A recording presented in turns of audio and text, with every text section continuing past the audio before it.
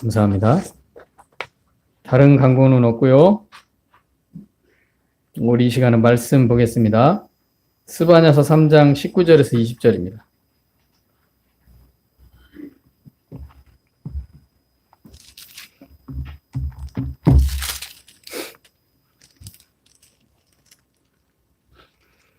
구약성경 1309쪽입니다. 생소하시죠? 스바냐서 하면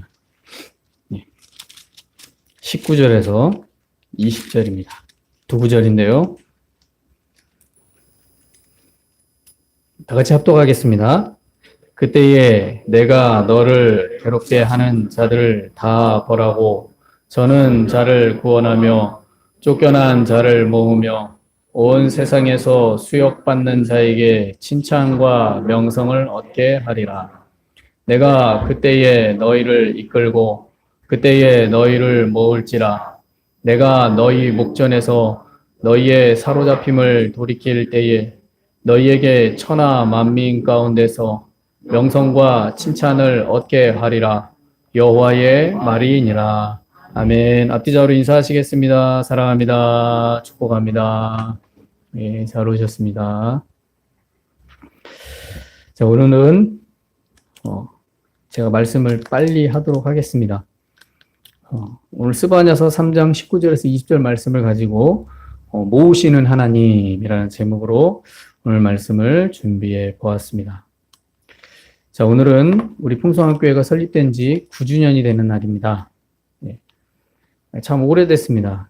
설립한 지가 엊그제 같은데 벌써 9년이네요. 저도 벌써 50이 넘어서 51가 됐습니다. 40대 초반에 설립을 하고 벌써 50이 넘었네요. 얼굴이 그래 보이죠? 그래 보이나요? 저희 사모님은 제가 그래 보인답니다. 제가 봐도 나이 먹어 보입니다. 먼저 우리 교회를 여기까지 이끌어주신 하나님께 영광을 먼저 돌리고요.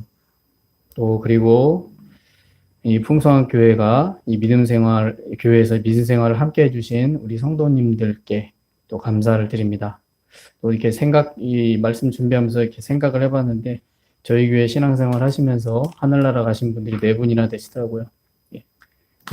몇 주 전에 최근에 또 최문환 안수집사님 정말 쩔뚝거리면서 변함없이 예배에 참석해 주시고 수요, 금요, 주일, 심지어 한참 때는 새벽 기도까지 나오실 정도로 그렇게 헌신해 주시고 예배를 사모하셨는데 몇 주 전에 하늘나라 가셨습니다. 그래서 이렇게 참 목회를 이렇게 9년 동안 이 교회에서 4분이나 이렇게 하늘나라 가시는 것을 보면서 쉽지 않거든요. 작은 교회를 설립해서 이렇게 4분이나 이렇게 하늘나라 보내는 걸 보면서 많은 만감이 교차하기도 합니다. 그럼에도 불구하고 이런 생활 속에서 여기까지 이렇게 함께 해주시는 성도님께 감사드립니다. 2016년도에서 가정교회로 시작한 교회가 저희 풍성한 교회입니다. 2016년도 가정교회, 저희 가족만 모여서 1월에 가정교회를 시작해서 1년 동안 가정예배를 드리다가 쉽지 않았습니다. 그런데 그런 가정교회를 시작해서 2017년도 2월에 공식적으로 풍성한 교회가 여기서 설립된 후에 지금까지 이렇게 올 수 있었던 것은 기적이 아니구나라고 말할 수가 없죠. 요즘 가정교회를 하면서 교회를 설립하는 일들이 결코 쉽지 않습니다. 제가 아는 동기 목사님들은 아직까지도 몇 년째 가정교회 하시는 목사님들 많습니다. 근데 그런 상황 속에서도 아직 교회를 설립하지 못하고 또 교회를 설립했다가 또 교회를 접는 일도 있었습니다. 그런데 우리 교회는 이렇게까지 이끌어 주신 것 정말 기적이다. 이렇게 말할 수밖에 없습니다. 정말 하나님 여기까지 올 수 없었다라는 생각을 해봅니다. 자, 물론 한국의 많은 이 교회마다 어려운 시기가 다 있을 것이지만 그런 위기를 견디어서 지나가게 하시고 또 여기까지 온 줄을 생각하면 감사한 마음밖에 없습니다. 예. 앞으로 어떻게 될지는 알 수 없지만 여기까지 이끌어 주신 것에 저는 감사한 마음밖에 없습니다. 자, 저는 오늘 말씀을 통해서 이 모으시는 하나님에 대해서 생각해 보았습니다. 히브리서 10장 25절에 보면 이 모으기를 패하는 어떤 사람의 습관과 같이 하지 말고 오직 권하여 그날이 가까움을 볼수록 더욱 그리하자라고 말합니다. 자, 이 말씀과 같이 오늘날 한국교회는 모이기에 더 힘을 써야 됩니다. 예. 아멘을 안 하시네요. 모이기에 더 힘을 쓰셔야 합니다. 예. 그런데 저와 여러분도 잘 아실 겁니다. 아시다시피 오늘날 한국교회에 사람들이 모인다라는 것은 너무나도 많이 약화되었다라는 사실을 알 수 있습니다. 2019년 전 세계에 저와 여러분이 잘 아는 코비드-19라는 코로나 감염병이 있은 후에 한국교회가 모이는 일에 있어서 엄청난 영향을 받았습니다. 물론 그렇지 않은 교회들도 있습니다. 그런데 대부분의 교회는 이 감염병으로 인해서 엄청난 영향을 받았습니다. 그때 이후로 대부분의 교회는 모임에 대한 방향이 많이 변했습니다. 많이 변화되었습니다. 이러한 현실은 교회의 위기를 가져다 주었다라고 말해도 과언이 아닐 겁니다. 그래서 아시는지 모르겠지만 웬만한 교회들은 수요 예배, 금요 기도에 없습니다. 수요 예배, 금요 기도에 드리는 교회는 있기도 있지만 퍼센티지로 봤을 때는 거의 다 예배들이 사라지고 있어요. 주일날만 예배 드리는 교회가 부족했습니다. 그러니까 많이 변화된 거죠. 자, 이러한 현실은 교회의 위기를 가져다 주었다고 말해도 과언이 아닌 거죠. 그래서 이러한 과도기는 아직도 끝나지 않았다라고 말할 수 있습니다. 오늘 말씀에 보시면 하나님께서 자기 자녀를 모으신다라는 예언을 스바냐 선지자가 말하고 있습니다. 당시 스바냐 선지자는 이 종교개혁자 요시야 왕 시기에 활동했던 선지자입니다. 우리가 잘 알듯이 시스기야 왕, 요시야 왕, 당시 부패했고 타락했던 이스라엘 민족의 종교개혁을 통해 하나님께 돌리려고 했던, 신앙을 하나님께 돌리려고 했던 아주 유명한 왕들입니다. 스바냐 선지자는 이 요시야 왕 시기 때 활동했던 선지자입니다. 이 시기에 남유다 백성들은요, 어떠한 모습이었냐면 이 스바냐서를 싹 살펴보면 이런 모습이었습니다. 하나님을 버리고 우상을 숭배하고 있었습니다. 그리고 하나님을 찾지도 않고요, 하나님을 배반하는 시기였습니다. 이들은 하나님께서 이렇게 말합니다. 복도 주지 않고 화도 내리지 않는 무용지물의 거짓된 신이라고 주장을 했습니다. 그러니까 하나님의 역사와 그의 개입을 완전히 부정하는 불신의 삶을 살고 있었다라는 거죠. 그러니까 하나님 자체를 인정하지 않는 거예요. 이 시기에 남유다 백성들의 신앙의 모습을 본다면 하나님을 떠나는 정도가 아닙니다. 그러니까 믿음 생활하면서 하나님을 떠났어, 이 정도가 아니에요. 그 정도가 아니라 하나님을 인정하지 않고 완전히 거절하는 삶을 살고 있었다라는 겁니다. 자, 이렇게 하나님을 불신하는 남유다의 이 사람들과 이 사회 구조 속에서 스바냐 선지자는 이 결정적인 예언을 통해서 하나님의 심판이 있을 것을 예언을 하였고요. 또 그 심판 속에서 끝까지 믿음을 지킨 자들을 다시 모으실 것을 약속하시는 말씀을 오늘 말씀에서 주고 있습니다. 자, 오늘 말씀을 보시면 먼저 하나님은 자기 자녀를 모으시기 위해서 하시는 일이 있습니다. 본문에 저희가 두 구절 읽었잖아요. 먼저 하시는 일이 있어요. 본문에 나옵니다. 그 첫 번째는 자녀를 괴롭게 하는 자를 다 벌하신다라는 겁니다. 자, 이는 하나님께서 자녀를 모으시기 전에 하나님의 공의의 회복을 먼저 만들어 가신다라는 것을 보여주는 말씀입니다. 그래서 19절 초반에 보면 그때에 내가 너를 괴롭게 하는 자를 다 벌하고 라고 말합니다.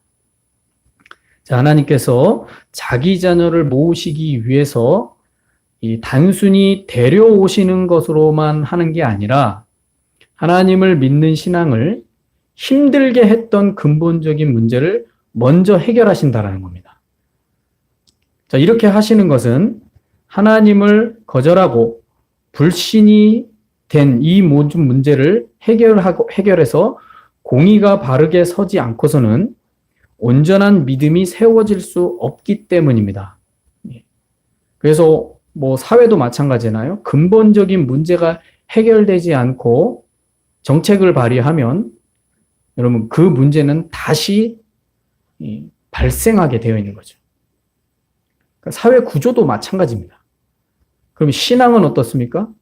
근본적인 문제가 해결되지 않으면 하나님이 다시 모아도 소용이 없습니다. 그래서 하나님이 모으시기 전에 제일 먼저 한 게 이런 잘못된 것, 거짓된 것, 그리고 하나님을 불신했던 자들을 먼저 해결하신다라는. 그래서 19절에 말하는 겁니다. 너를 괴롭게 하는 자를 다 벌하고. 그래야만 다시 모으셨을 때 온전히 세워질 수 있다라는 겁니다. 자, 이것은 마치 이런 것과 같습니다. 사람의 죄의 문제가 해결되기 위해서 하나님께 다가가야 되는데 이 사람의 죄의 문제가 해결되지 않고서는 다가갈 수 없는 것과 같습니다. 저와 여러분이 하나님 앞에 예배드릴 때 죄의 고백이 없고서는 하나님의 은혜 안에 거할 수 없는 것과 마찬가지입니다. 더러운 것이 깨끗한 것과 함께할 수 없다고 말하죠. 죄와 거룩함이 함께할 수 없다고 말합니다. 그래서 우리 그리스도인은 예수 그리스도의 십자가의 대속의 은혜로 인해서 담대하게 하나님께 나아갈 수 있는 이것이 큰 축복이라는 사실을 아셔야 됩니다. 자, 이렇게 우리 믿는 자는 하나님께 담대히 나아갈 수 있는 은혜를 입었다라는 사실을 알고 주님께 나아오는 것을 가볍게 여기지 말고 감사와 기쁨으로 나와야 될 줄로 믿습니다. 자, 하나님은 이렇게 공의를 먼저 세우십니다. 그리고 나서 두 번째 이런 일을 행하십니다. 이제 쫓겨난 자, 또 상처와 고통받은 자를 모으십니다. 19절 후반에 보면 이렇게 말하죠. 중반에 보면 저는 자를 구원하며 쫓겨난 자를 모으며 라고 말합니다. 하나님께서 모으시는 자녀는 잘나고 뛰어나고 건강한 자들만 모으시는 게 아닙니다. 말씀에서 저는 자, 이것은 다른 말로 약한 자, 그리고 쫓겨난 자, 이건 다른 말로 버림받은 자, 이런 뜻이죠. 이것에 주목해야 됩니다. 자, 왜 이것에 주목해야 되면 이 말씀은 세상에서 가장 소외된 곳에서 고통받는 자를 찾아가셔서 그들을 모으신다는 하나님의 세밀한 사랑을 담고 있는 내용이기 때문에 그렇습니다. 그래서 이렇게 믿음의 공격을 받으며 버림받고 소외되고 외면받았던 사람들을 하나님께서 다시 모으신다라고 말하고 있는 거죠. 자, 우리는 이 말씀을 보면서 하나님께서 모으시는 자녀에 대해서 잘 이해를 하셔야 됩니다. 당시 이 예언은요, 나라가 멸망하고서 사방에 흩어지는 날이 오는데 그 흩어진 자녀들이 바벨론 포로로 끌려간 귀족층뿐만 아니라 그 안에서 소외되고 버림받은 너무나도 많은 자녀들이 있었다라는 사실을 잊지 말아야 됩니다. 그러니 이 말씀은 이 사회적으로 또 사회 지도층 상위 1%의 귀족층을 위한 말씀이 아닙니다. 오히려 그들은 자신들의 힘과 권력을 이용해서 하나님을 이용하고 하나님을 거절했습니다. 그러니까 그들이 하나님이 먼저 그들을 심판하신다는 거죠. 그래서 하나님은 아무런 힘이 없이 힘과 권력에 눌려가지고 정말 고통받아 버림받은 자녀들을 모으신다라는 말씀을 주심으로써 그 안에서 하나님의 온전한 공의가 세워지고 하나님의 은혜를 입은 자녀를 이렇게 고통받는 자들이라는 사실을 말해주고 있는 것입니다. 자, 우리는 이 말씀을 생각하면서 우리의 현실적인 삶이 정말 아무런 힘이 없고 또 상처와 고통의 상황이 처해 있을 때 하나님께서 먼저 이러한 연약한 우리의 삶을 찾아주시고 만나주신다라는 사실을 오늘 말씀을 통해 기억해야 됩니다. 예수님께서요, 공생애 하실 때에 이 신앙의 성지인 예루살렘으로 먼저 가지 않으셨습니다. 어디로 가셨습니까? 공생애 시작하실 때에 시작하면서 나 공생에 시작해. 하나님의 나라 전할 거야. 라면서 제일 먼저 시작할 때 예루살렘 성전으로 안 갔습니다. 신앙의 성지죠. 오히려 시골 한적한 곳으로 소외되고 외면받는 사람들에게 먼저 가셨다라는 것을 기억해야 됩니다. 이처럼 하나님은 연약하고 보잘것없고 죄의 속박 속에서 절망하는 우리를 찾아오셔서 복된 은혜의 세계로 모으신다는 사실을 잊지 말아야 될 줄로 믿습니다. 많은 사람들은 화려한 것, 그럴듯한 것, 정말 누군가가 나를 인정해 주는 것, 이런 곳을 찾아다닙니다. 외면받고 정말 하나님 소외된 그런 곳을 찾아가지 않죠. 그러나 예수님은 그런 곳을 찾아가셨고 또 그런 사람들을 먼저 위로하신다라는 거죠. 그래서 본문 말씀에 그들을 먼저 모으신다라는 겁니다. 세 번째는요. 하나님은 수치당한 자를 칭찬과 명성으로 얻게 하신다라고 말합니다. 19절 후반에서 20절까지 보시면요. 이렇게 말합니다. 온 세상에서 수욕받는 자에게 칭찬과 명성을 얻게 하리라. 내가 그때에 너희를 이끌고 그때에 너희를 모을지니 내가 너희 목전에서 너희의 잡힘을 돌이킬 때에 너희에게 천하 만민 가운데 명성과 칭찬을 얻게 하리라. 여호와의 말이니라 라고 말합니다. 자, 하나님께서 당신의 자녀를 모으시는 것은 단순히 한 곳에 모아두시기 위함이 아닙니다. 이는 과거 수치를 당한 것을 씻어내 주시고 하나님의 자녀라는 자부심과 또 하나님의 영광의 회복을 주시기 위함입니다. 그러니 마찬가지로 저와 여러분이 교회에 모이는 이유는 다른 게 아닙니다. 하나님의 영광을 회복시켜 주시고 우리가 믿음의 사람이라는 자부심을 주시기 위함입니다. 데살로니가전서 4장 7절에서 8절에 보면 사도 바울이 이렇게 말합니다. 하나님이 우리를 부르심은 부정하게 하심이 아니요 거룩하게 하심이니 그러므로 저버리는 자는 사람을 저버림이 아니요 그의 성령을 주신 하나님을 저버림이니라 라고 말합니다. 자, 이 말씀과 같이 하나님께서는 자녀를 모으시는 것은 수치가 아니라 칭찬과 명성을 주시면서 또 우리 믿는 자를 거룩하게 하셔서 그 인생을 하나님께서 함께 하시는 복된 길로 이끌어 가시기 위한 것입니다. 그래서 저와 여러분이 하나님을 예배하기 위해 오늘 이렇게 풍성한 교회에 모이는 것은 단지 종교 생활을 위해 시간을 보내려고 모이는 게 아닙니다. 그렇게 생각하시면 안 됩니다. 그러면 종교 모임을 갖는 것과 다를 게 뭐가 있습니까? 그냥 일반적인 종교 타령하는 것과 다를 게 뭐가 있습니까? 저와 여러분이 여기에 모이는 것은 이렇게 종교 생활을 위해 시간을 보내려고 오는 게 아닙니다. 교회의 예배 모임은요, 하나님의 부르심에 화답하는 행위입니다. 그리고 하나님의 은혜의 통로에 들어가는 관문이라고 할 수 있다라는 거죠. 이 사실을 잊으시면 안 됩니다. 나의 편의에 의해서 예배를 오고 안 오고를 정하면 안 됩니다. 그건 그냥 종교 생활입니다. 신앙 생활을 하셔야죠. 그렇지 않습니까? 믿음 생활을 하셔야죠. 우리의 믿음 생활은 어느 순간에 타성에 젖어 종교 생활이 되고 있지 않은가요?